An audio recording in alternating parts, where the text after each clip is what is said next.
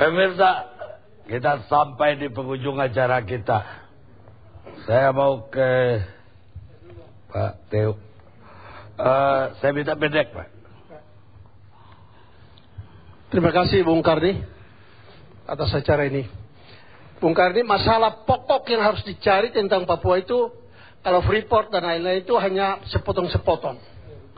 Tapi kita lihat kembali kepada sejarah mengapa Papua ada di Republik. Ini masalah pokok di situ. Kesalahan-kesalahan yang dibuat selama ini apa sebenarnya? Yang berontak untuk Papua Merdeka itu bukan generasi saya, generasi Pak Suwebo, generasi Pak Michael Mirvano atau Pak Menteri Mberi. Bukan. Ini generasi muda. Persoalannya kenapa mereka minta terlepas dari NKRI? Nah, itu persoalan yang paling berat sekali. Oleh karena itu, masalah pembangunan Freeport itu semua merupakan hanya suplemen dari seluruh persoalan yang besar ini. Dan ini akan berjalan terus. Oleh karena itu, kita jangan mencari solusi itu satu persatu, tapi akar permasalahan itu ada di mana? Apa akar permasalahan? Ketidakadilan yang ada di sana. Tidak sejahtera barangkali. Ya, jadi ada beberapa masalah: politik, ekonomi, sosial budaya, hak asasi. Tapi yang paling penting? Yang paling penting adalah masalah kesejahteraan rakyat Papua. Kesejahteraan. Ya. Saya setuju. Dan termasuk hak asasi. Contoh saja, di dalam pelaksanaan Undang-Undang Otsus, rekan saya Pak Baswe Buada, itu masalah politik di dalam Undang-Undang Otsus tidak dijalankan benar. Itu tidak. MRP dibentuk harusnya tahun 2002 dibentuk. Ternyata ditunda sampai tahun 2005 akhir baru dibentuk. Itu salah. Kita sudah buat kesalahan. Jadi yang saya mau ulangi kepada Bapak malam ini dan semua pemirsa di seluruh tanah air bahwa masalah Papua itu bukan masalah Freeport, bukan masalah Abepura, bukan. Masalahnya itu suatu masalah kompleks yang paling besar. The historical problem. Orang anak-anak Papua ini tahu waktu Bung Hatta dengan Bung Karno bicara pada waktu Badan Usaha-Usaha Kemerdekaan untuk BPUPKI. Nah itu semua pasal itu mereka baca. Mereka tahu. Nah tahun ini 50 tahun Trikora. Tahun depan 50 tahun New York Agreement. Tahun 2013, 50 tahun Papua kembali. Jadi di dalam waktu 50 tahun kita harus evaluasi kembali. What's going on? What's wrong? Jadi saya kira apa yang disinggung oleh Pak Menteri Numberi, itu benar bahwa Pak Admiral Numberi, bahwa nasional bewustzijn itu bahasa Belanda aja, artinya merasa nasionalisme. Nah, merasa nasionalisme ini cukup berat. Bung Profesor Rais ada di sana dan beliau akan menyampaikan kepada pemerintah pusat bahwa bagaimana menciptakan generasi Papua untuk seterusnya merasa bahwa dia adalah bagian integral dari Republik ini. Itu yang susah. Baik, terima kasih. Saya Pak Michael Manuputu dulu. Terima kasih. Ya, saya mulai dari Otsusnya saja. Ya. Pertama, Otsus itu lahir akibat dari ada 100 orang ke istana minta merdeka. Ketakutan itu menyebabkan Rias Rasid keluarkan Undang-Undang 45 untuk memecah belah provinsi.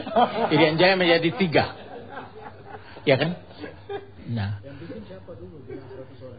Banyak orang. Ya. Karena belum ada penelitian lengkap, terus membuat ini. Itu sedikit historisnya. Yang kedua, semua orang di Republik selalu underestimate orang Papua. Ada stigma politik yang dianggap separatis, GPK, OPM, anti-republik. Ada stigma sosial yang dianggap orang Papua itu bodoh tertinggal. Tidak tahu bahwa sekarang yang demonstrasi di mana-mana itu mereka rata-rata master. Mereka pakai otak. Itu orang sering underestimate. Karena itu stigma dua ini, separatis dan uncivilized, itu stop. Kalau tidak akan menjadi duri dalam daging, karena ini persoalan harga diri, bukan persoalan makan dan lain sebagainya. Itu yang kedua. Yang ketiga, Otsus itu bukan pemberian pemerintah pusat, bukan belas kasihan dari Jakarta. Itu perjuangan putra. Waktu situasi pada tahun 2000 itu ada 4 kelompok di Papua. Kelompok radikal, kelompok moderat, kelompok oportunis, dan kelompok netral. Yang berpikir maju itu, yang moderat ini dipanggil oleh Gus Dur karena Departemen Dalam Negeri gagal menyusun otonomi khusus. Kemudian Provinsi Papua menyusun otonomi khusus, tidak jadi. Gus Dur manggil dan dia katakan begini, kamu membuat otonomi khusus menurut kamu punya keinginan, hasrat dan kebutuhan, tetapi jangan minta merdeka. Disitulah kita susun. Jadi Otsus itu adalah tawar-menawar tentang merdeka atau tidak. Ya. Nah itu. Nah makanya di dalam Otsus itu ada 4 pilar yang selama ini tidak dilaksana. Pertama, affirmation. Pemihakan kepada orang Papua bahwa dia warga negara Indonesia, diperlakukan wajar dan dia mempunyai keistimewaan khusus. Yang kedua, harus protection. Hak-hak orang Papua, tanah dan lain sebagainya. Dulu kita berikan untuk transmigrasi cuma-cuma. Kita berikan ini cuma. Sekarang hak-hak mereka itu diminta untuk diproteksi, dilindungi dalam undang-undang ini. Dan yang ketiga, partisipasi. Bapak tahu, 48 tahun kita dalam Republik ini Riasada ini. Dia minta supaya ada orang Papua duduk dalam jabatan-jabatan. Tidak ada, ya. You know? Saya sendiri satu-satunya, eselon 1. Setelah itu tidak ada. Yang lain itu jabatan politik. Exception. Tidak ada. Itu supaya dia berperan dalam Republik, dia ikut mengatur, kecuali jabatan politik. Dan yang ketiga, keempat itu empowering, memampukan mereka. Saya pengalaman jadi wali kota ya. Dulu kepala dinas PU itu dari atas sampai di bawah dari sukunya sendiri. Saya tidak usah sebut sukunya. Saya bilang orang Papua begitu bodoh sampai galegot pun tidak bisa. Kasih mereka, kalau tidak saya stop itu punya izin. Kita bikin. Nah, yang terakhir ini negara kesatuan. Pendekatan struktural itu penting. Ini juga profesornya mana? Bahwa negara kesatuan, oleh karena itu jangan dipikir dan diolah oleh Departemen Dalam Negeri seperti ini negara federasi dan otonom. Oleh karena itu tadi Bapak Gubernur juga mengeluh bahwa kok saya gubernur tidak bisa perintah bupati, bupati tidak bisa perintah camat. Dulu saya pernah jadi camat tahun 74. Yang namanya Amir Mahmud, batuk saja kita sudah sikap sempurna. Iya betul. Iya enggak? Iya, no. Jadi harus balik. Iya. Jadi harus balik negara kesatuan. kesatuan. Ini kan negara kesatuan. Oleh karena itu presiden perintah gubernur, gubernur perintah bupati, bupati perintah camat. Baik. Ini sama sekali enggak ada. Jadi masing-masing jalan sendiri. Mungkin salah aja Pak Rias, nanti kita tanya dia. Ya udah Pak Baldan. Ya, saya kira Otsus Papua lahir dari sebuah kesadaran. Sebuah kebijakan yang sudah berlangsung, dia tidak memenuhi rasa keadilan, tidak mensejahterakan, tidak ada penegakan hukum, dan tidak menghormati hak asasi manusia khususnya masyarakat Papua. Dan Otsus adalah langkah awal untuk membangun kepercayaan masyarakat kepada pemerintah. Dia menjadi tidak match lagi adalah ketika justru kita pemerintah, orang pusat tidak percaya pada orang Papua. Nah di situ ada sebuah miss yang kemudian membuyat. Nah kembali lagi saya ingatkan bahwa marilah kita kembali pada Otsus meskipun dia tidak sempurna, tapi setidaknya menjadi patron dan pola bahwa ada aturan-aturan khusus. Misalnya saja soal yang namanya Polri, pengangkatan Kapolda itu harus persetujuan gubernur, tidak bisa diangkat begitu saja.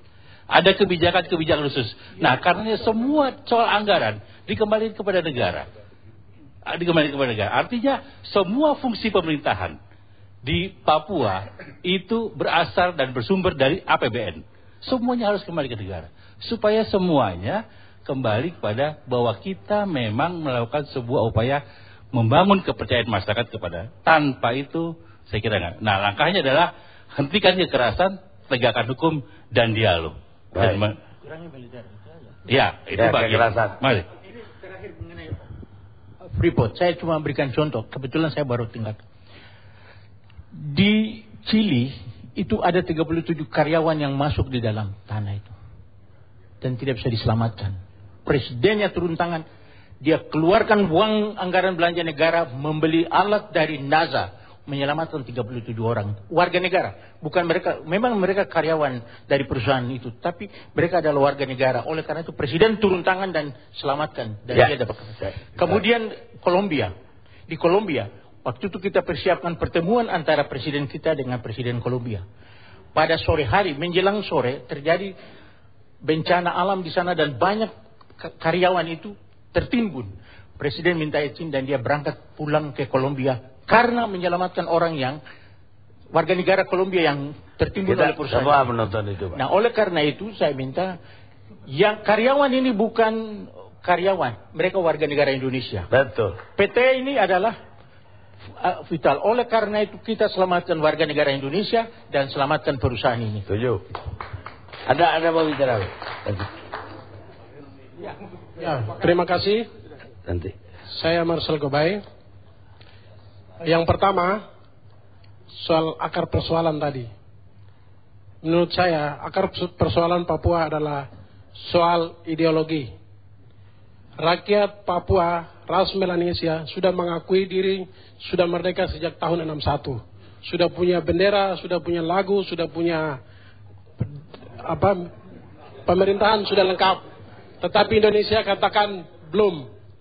Akibat dari Papua harga mati, NKRI harga mati, maka terjadilah pelanggaran HAM, Otsus gagal, marginalisasi di negeri sendiri, dan lain-lain, dan lain-lain. Baik. Itu dampak, bukan akar persoalan. Yang kedua, maaf, soal Abe Pura. Dari 360 yang ditangkap, saya termasuk salah satunya. Saya jadi heran. Yang pertama, saya membenarkan apa yang tadi dari Kontras sampaikan, bahwa itu setelah 2 jam. Di situ yang tidak ada perlawanan. Yang jelas saya katakan tidak ada perlawanan saat itu. Orang asli Papua yang ada di situ, anak kecil kah, perempuan kah, laki-laki, ditangkap sembarang. Tembak sampai rentetan beribu kali. Itu fakta yang terjadi. Yang lari keluar ke hutan, itulah. Tidak ada tembakan pembalasan atau apa dari... Jangankan tembakan pembalasan, pemukulan balasan saja tidak ada. Baik. Ya. Sebentar, Pak. Dia belum selesai. Apa, Pak? Bapak-bapak, kami bergilir tadi sebelah situ banyak jadi. Salam sejahtera untuk kita semua. Wah. To the point. Semua bapak orang bicara untuk masa yang lalu. Dan itu masalah, karena itu kita ada di sini. Sekarang bagaimana masa depan? Ke depan, kita melihat ke depan. LIPI sudah membantu kita dengan menemukan 4 akar masalah. Masing-masing institusi punya pegangan masing-masing. Sekarang kita pakai apa dan maju ke depan. Itu menjadi tantangan kita. Kalau kita melihat ke belakang, semua menganggap diri hebat. Semua menganggap diri hebat. Masing-masing membela diri, tidak ada yang merendahkan diri. Poinnya apa, Pak? Ya, jadi saya minta pertama, orang Papua sampai dengan saat ini tidak pernah minta uang, tidak pernah minta otsus, tidak pernah minta apa-apa. Mereka minta dihargai sebagai manusia yang bermartabat. Ya. Karena itu tidak boleh ada penembakan, penangkapan, pemenjarahan. Indonesia bukan negara militeristik, otoristik, tapi sudah menjadi negara demokrasi yang diakui di dunia. Pakai pendekatan demokrasi. Baik. Itu pertama. Kedua, untuk mewujudkan itu, perlu dorong solusi. Dialog, orang Papua bilang almarhum karena Anda semua sudah mengaku. Kalian kasih gagal ya. Bukan orang Papua. 61 sampai dengan saat ini kami orang Papua tetap sama. Koteka bukan ketertinggalan, Honai bukan ketertinggalan, tapi itu identitas. Nah karena itu kita melangkah ke depan. Dialog itu adalah salah satu solusi yang bisa mempertemukan ekstrim NKRI harga mati dan kemudian ekstrim Papua mereka harga mati. Jangan kumpulkan para bupati, MRP dan juga gubernur. Ya, kalau itu yang dikumpulkan, itu masalah tidak akan selesai karena besok lusa bintang gajah akan naik lagi. Dan kita akan duduk lagi. Itu berarti kita tidak ada keseriusan. Kalau mau serius, hadirkan orang yang sampai saat ini masih bertahan di hutan. Ada 9 aktor. TPN, OPM, orang Papua di Papua, orang Papua di luar negeri, orang Indonesia di Papua, orang Indonesia di sini, perusahaan asing termasuk Freeport tadi, semua ini harus hadirkan. Baru kita bicara. TNI, Polri, semua itu kita bicara. Mungkin dengan begitu akar masalah akan selesai. Baik. Ya, saya hanya mau sampaikan itu saja. Supaya kita semua tidak lagi duduk seperti ini, tapi duduk di adam kedamaian. Terima kasih. Ya, terima kasih Pak Karni. Nama saya Fritz Kerihio. Saya sangat sedih tadi ada kontroversi antara Kontras dan orang yang mewakili, Bapak yang mewakili polisi itu. Tentang surat izin dan lain-lain. Saya mau cerita saja. Tahun 2007, itu PBB keluarkan deklarasi tentang hak asasi manusia termasuk hak suku-suku asli. Indigenous people's right. Dan itu sudah diterima oleh Republik Indonesia yang kita kasihi ini. Sudah diterima, sudah diratifikasi di dalam pasal 3 dan pasal 4. Dari konven itu tertulis begini. Setiap suku asli itu berhak untuk self-determination. Oleh karena itu, kejadian di AB, apa yang mereka nyatakan itu hanya pernyataan self-determination. Polisi, kenapa kamu orang tembak?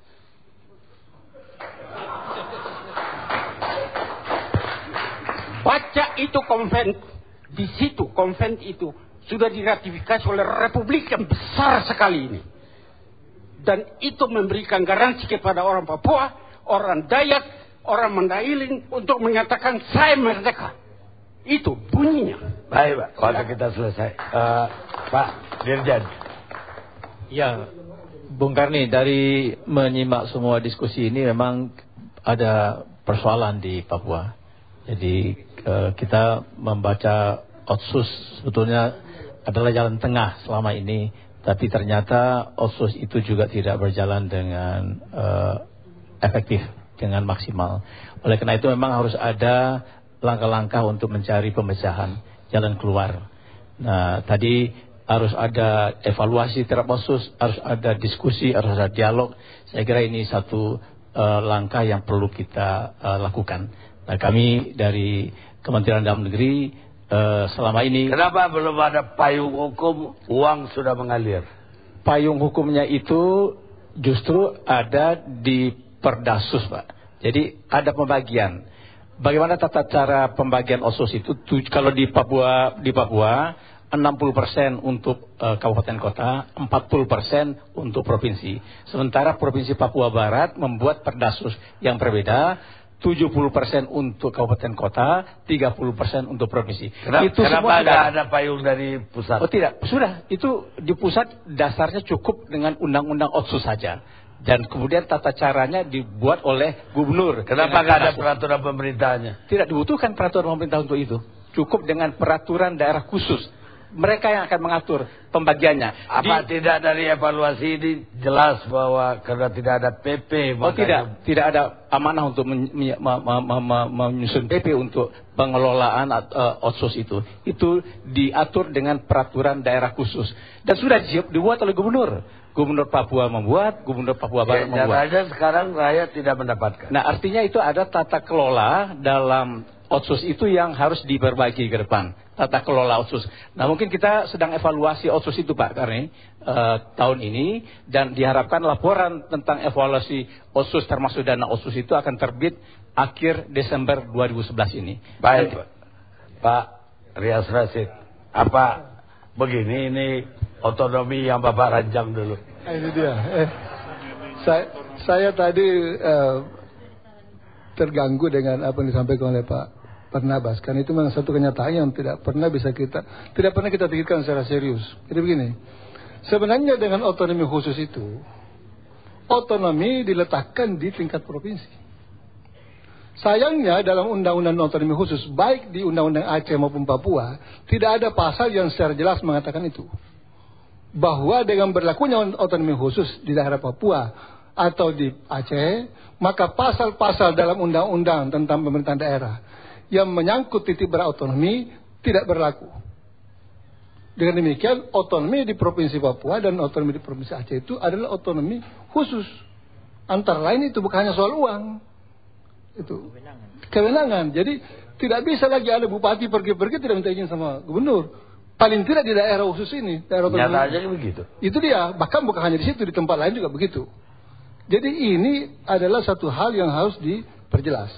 Yang kedua, secara umum, saya membuat satu kesimpulan saja.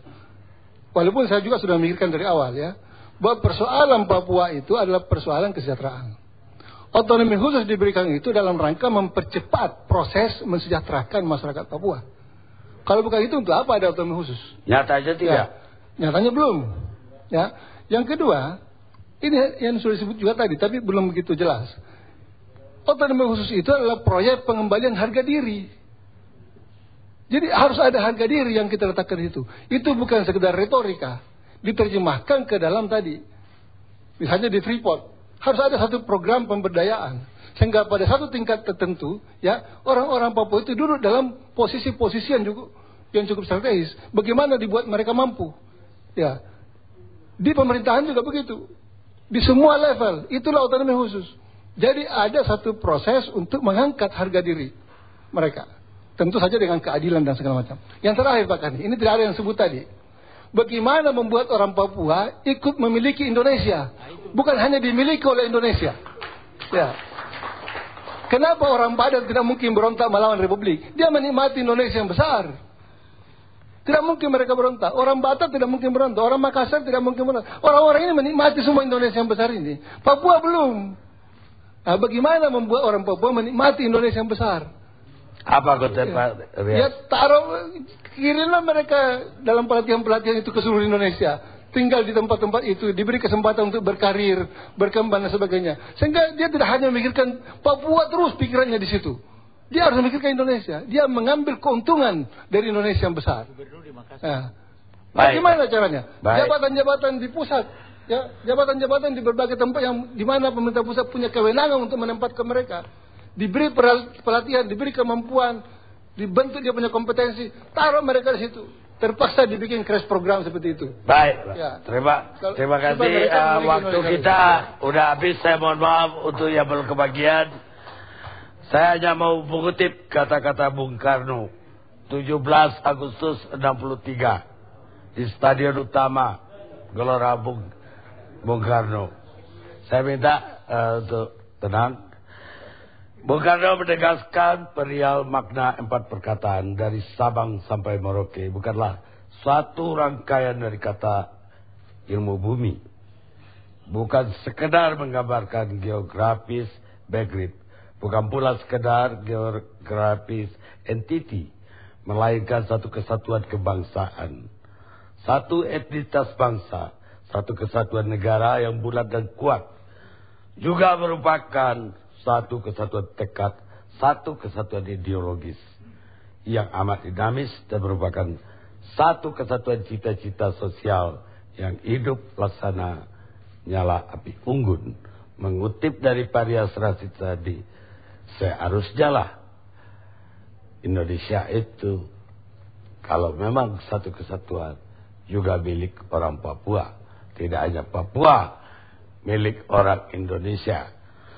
Dan untuk yang memerintah, pesan kembali dari Cicero, filosof Romawi, salus populi suprema lex esto, kesejahteraan rakyat adalah hukum yang tertinggi, keselamatan rakyat juga hukum yang tertinggi. Kita ketemu Indonesia Lawyers Club yang akan datang.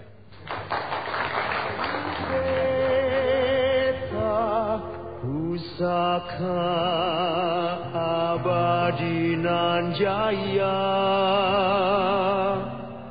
Indonesia